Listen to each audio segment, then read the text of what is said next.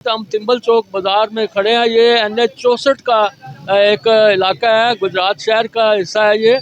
और NH 164 के कुल वोट 5,51,296 वोट हैं, जिसमें 2,90,470 मर्दों के और 2,60,470 जो औरतों के वोट हैं। और यहाँ पे इस NH की खसूसियत ये है कि पिछले 2018 के इलेक्शन में चौधरी परवेज़ भाई MNA बने थे। उसके बाद उन्होंने सूबाई कौमी असम्बली की सीट छोड़ के सूबाई असम्बली भी सीट जीती थी, वो रख ली। उसके बाद उनके बेटे चौधरी मोहन्नस लाई जो है मोहन्नस लाई जहाँ पे कामयाब हुए हैं। और पिछले इलेक्शन में चौधरी परवेज़ भाई के मुकाबले में उनके कज़न जो है मुस्लिम लीग नून के रहनुमा चौधरी बशर हुसैन जो है वो सेकंड पोजीशन पे आए थे।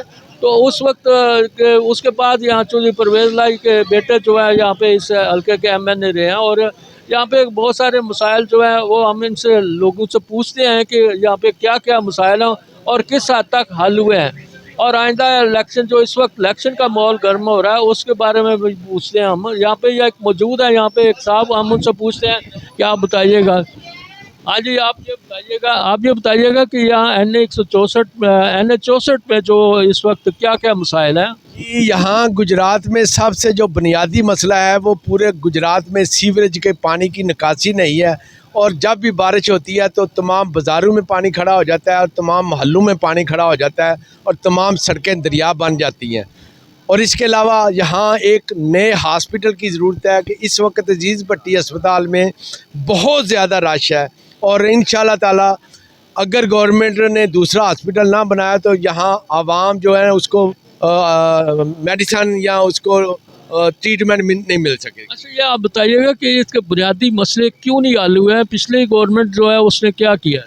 देखिए, ये पिछली गवर्नमेंट ने तो 4 साल बिल्कुल ही कोई गुजरात के लिए काम नहीं किया है। लेकिन इससे पहले नवाशी मेडिकल कॉलेज भी बना है, अजीज़ भट्टी अस्पताल में टीचिंग अस्पताल भी बना है। लेकिन टीचिंग अस्पताल से बेहतर था कि नया हॉस्पिटल बनता। तो यहाँ मेन चीज़ है सीवरेज।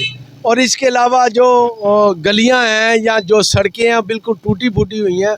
पता नहीं कि साहब इक़्तिदार क्या करते हैं। हम तो रिक्वेस्ट ही कर सकते हैं। हम ताजर लोग टैक्स भी देते हैं, सेल टैक्स भी देते हैं, प्रॉपर्टी टैक्स भी देते हैं और इसके अलावा बाकी टैक्स जो रजिस्ट्री टैक्स भी देते हैं। ये चौधरी बरादरान का हल्का है, तो इसके मसले क्यों नहीं इस वक्त हल हुए? चौधरी बरादरान जब के वज़ीर आला भी रहे हैं। सर, ये हम उनको शायद गुजरात की तरक्की पसंद नहीं है, जबकि वज़ीर आज़म पाकिस्तान भी रहे हैं और वज़ीर आला पंजाब भी रहे हैं। अगर वो चाहते तो गुजरात को एक तरक्की याफ्ता शहर बना सकते थे और इसके अवाम को हर वो सहूलत दे सकते थे जो उनकी ज़रूरत थी। यहाँ का कौन सा बड़ा मसला है? पानी का ही मसला है ज़्यादा। सीवरेज का निज़ाम नहीं ठीक। थोड़ी सी बारिश हो जाए ना तो इधर पानी बहुत ज़्यादा खड़ा हो जाता है। महंगाई का मसला तो माशाल्लाह जेड़ा काफ़ी अरसे से आ रहा ना, तो जो ये 3-4 साल गुजरे हैं जो सारे महंगाई के गुजरा। इंशाल्लाह उम्मीद है कि फरवरी के बाद इंशाल्लाह मियाँ साहब आएंगे, हमारे लीडर, इंशाल्लाह महंगाई को कम करेंगे। इंशाल्लाह अल्लाह के ऊपर हमें भरोसा है। बाजार के मसले मसाइल जेडे अज तो 4 साल पहला बेड़ा गर्क हो गया, ठीक है जी, अजे तक उस तरह ही बेड़ा गर्क होया तो बारिश होंदी है सुनी जे गल तो पानी के मसले बन जाते हैं। अब देखो जनरेटर सवेल का 3000 का पेट्रोल सार बैठे हैं, आने आनी दुकानदारी नहीं होंदी, आने मामलात केड़े ने सारे डेड होए ने सुनी जे गल। बिजली का मसला, गैस का मसला, खान का मसला, पीन का मसला, सारे मसले मसाइल डेड होए ने। ते अल्लाह करे हुकूमत अच्छी आवे जेड़ी कहन दा मकसद है अल्लाह ताला खैर करे साढ़े ताजरां दी या साड़ी ना कि दुकानदारां दी फेवरेट। यहाँ पे एक और साहब मौजूद है, आप बताइएगा जी कि आप या क्या मसला बड़ा समझते हैं?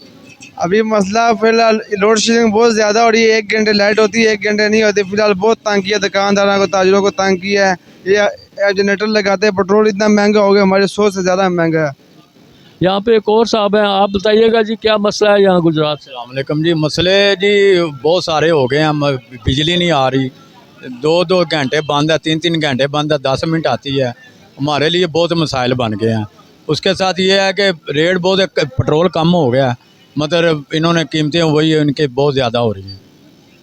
आप ये बताइएगा कौन सा मसला है सबसे बड़ा गुजरात में?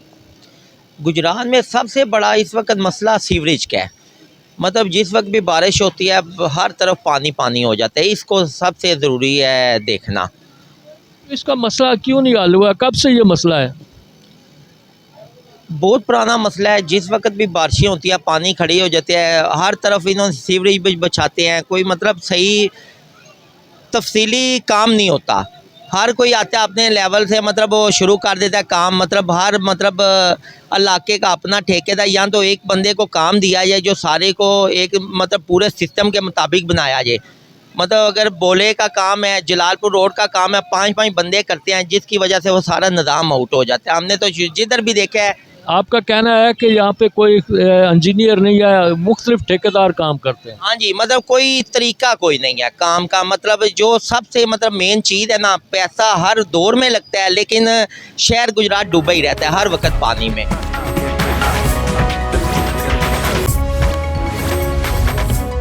और यहाँ पे खड़े हैं, ये एक ताजा दुकानदार आ गया, हम इनसे पूछते हैं जी आप ये बताइएगा कि गुजरात का कौन सा मसला है? हर मसला ना बिजली है ना गैस है, होर मसले केड़े ने, महंगाई है नहीं कि कोई हिसाब ही नहीं।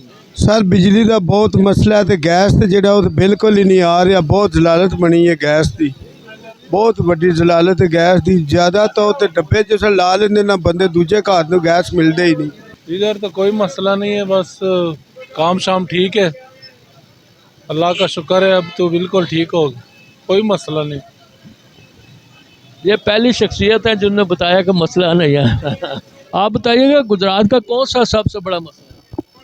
बिजली का मसला जो अभी फ़िलहाल जो चल रहा है, ये 1 महीना हो गया पूरा, 1 घंटा लाइट जाती है और 15 मिनट आती है, ये हिसाब हुआ है आजकल। सबसे बड़ा मसला इस टाइम बिजली का हुआ है। फिर उसके बाद और भी काफ़ी मसाइल है, महंगाई है, फिर आपके सामने सारी चीज़ें जो भी।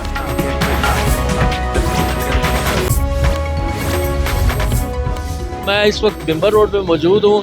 हम यहाँ पे कुछ ताजर खड़े हैं, हम इनसे पूछते हैं कि इस हल्का NH 64 के क्या मसाइल हैं। हम इनसे पूछते हैं, आइए आप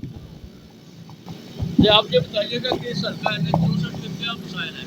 बिस्मिल्लाहिर्रहमानिर्रहीम। इस हल्का के मसल बिम्बर रोड का सबसे बड़ा मसला यह है कि पानी ज़मींदारा कॉलेज के आगे ओवरफ्लो होता है, सारा दिन पानी खड़ा रहता है।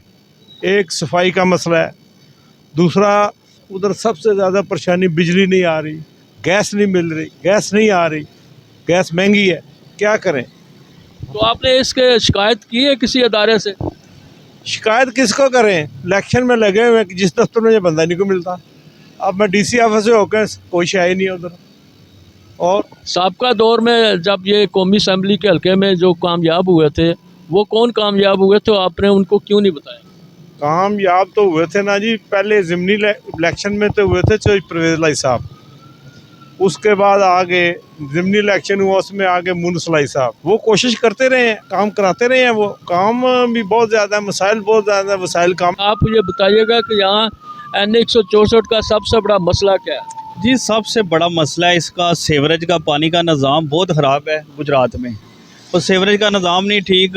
अभी तो बिजली की लोड शेडिंग भी बहुत ज़्यादा हो रही है, गैस के बड़े प्रॉब्लम्स हैं कि सुबह उठें तो नाश्ते के लिए ना गैस नहीं होती, ये बड़ा मेजर मसला चल रहा है।